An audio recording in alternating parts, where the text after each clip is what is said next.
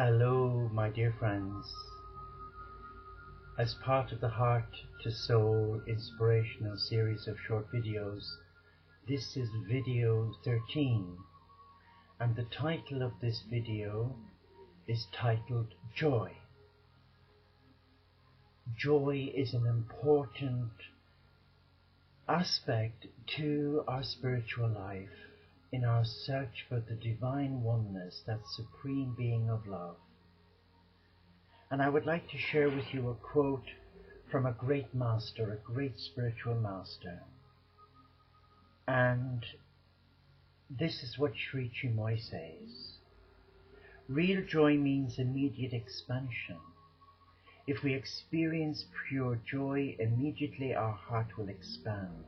We will spread our wings and feel that we are flying in the divine freedom sky.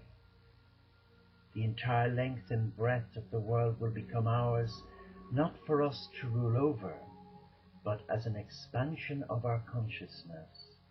We will become reality and vastness. And he leaves us with a beautiful quote.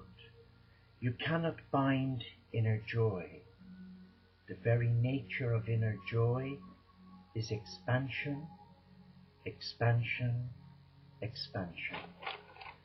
And I hope to run a free webinar for several weeks, a spiritual retreat combining the wisdom and the inspired teachings of Francis of Assisi and Sri Chinmoy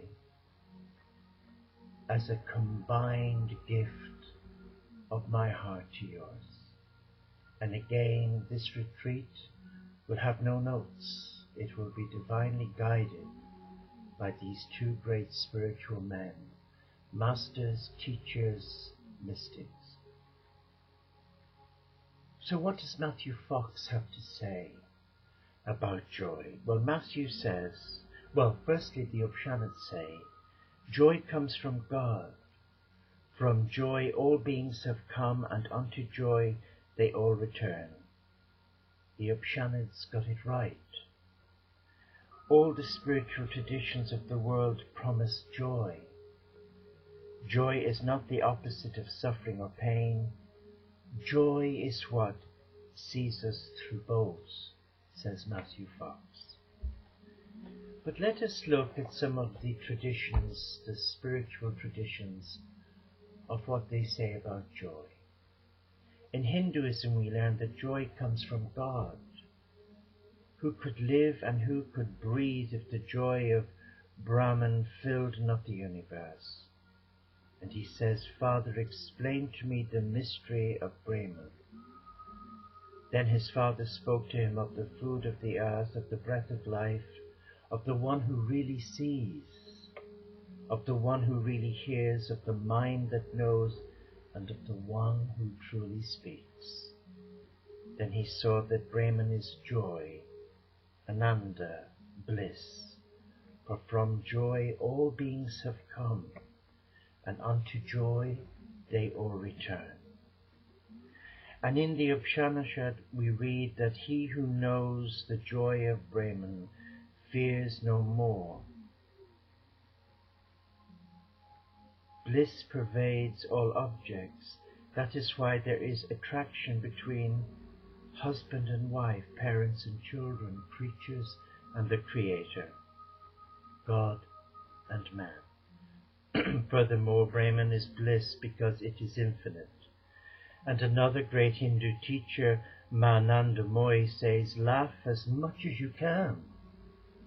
It is important that your laughter comes from the deepest place of your heart.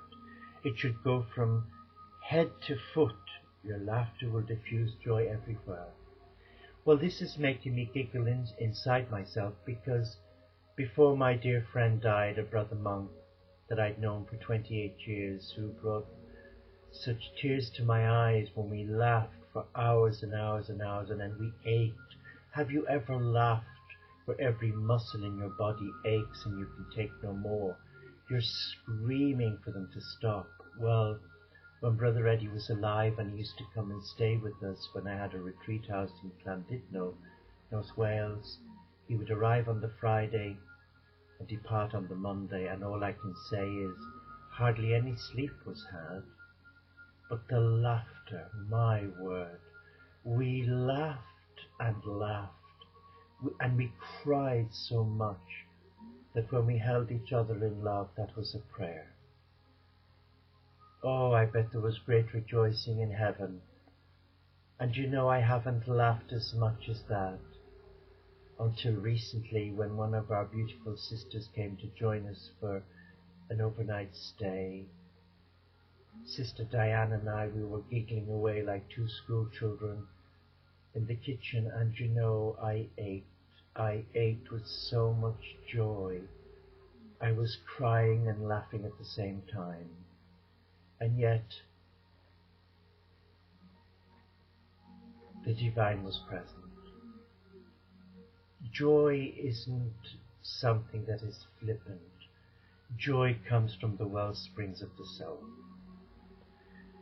Joyful contemplation is carried into everyday life, including the life of worship. And that's what I feel has gone wrong today. Man has become serious. And the culture we live in is so politically correct. Our daily lives have become an uphill struggle. And someone has to make the decision and say enough.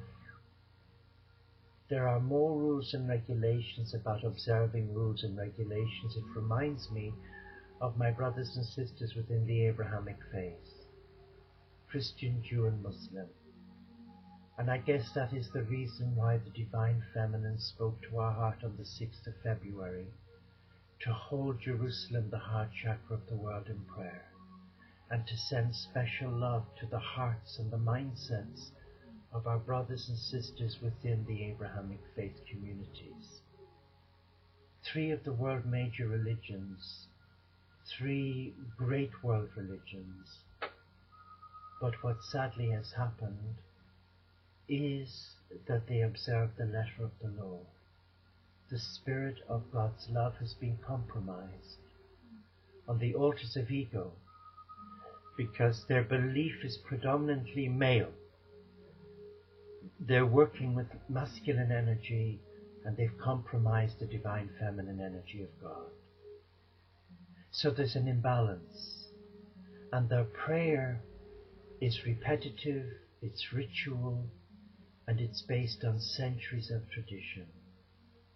There's an unwillingness to listen, an unwillingness to move forward. And there is very little joy in their worship. It's serious, it's heavy. It's not impulsive. It's fear-ridden. And if you should suggest a way forward, you're immediately ostracized, as I was here in the village 4 years ago, when one of our friends of the community, a Buddhist, came and chanted the most beautiful chant to Lord Maitreya. It was Good Friday. We ran a beautiful retreat working with the energies of Jesus. And though most of us were Christian, there were a few who were atheist. But we had a beautiful day. But sadly, one of the churchgoers who was doing the flowers heard the chant, and okay, it was quite loud, and I almost shuddered. But it was joyful, it was peaceful, it was loving, it was sacred. But of course she went and reported us, and we got banned for not being Christian. And that I found very challenging and very sad. So our worship must be joyful. And that's why I love being a member of this community, the Teo community. Because we're from all different faiths. So we bring a richness and a diversity into our divine worship. But there's joy. And when we sing the Sufi prayer that Francis adopted, may the blessing of God come upon us. Wow. It's like having a spiritual hokey pokey or hokey cokey. There is love, there is laughter, and there is joy. Thank you. Peace.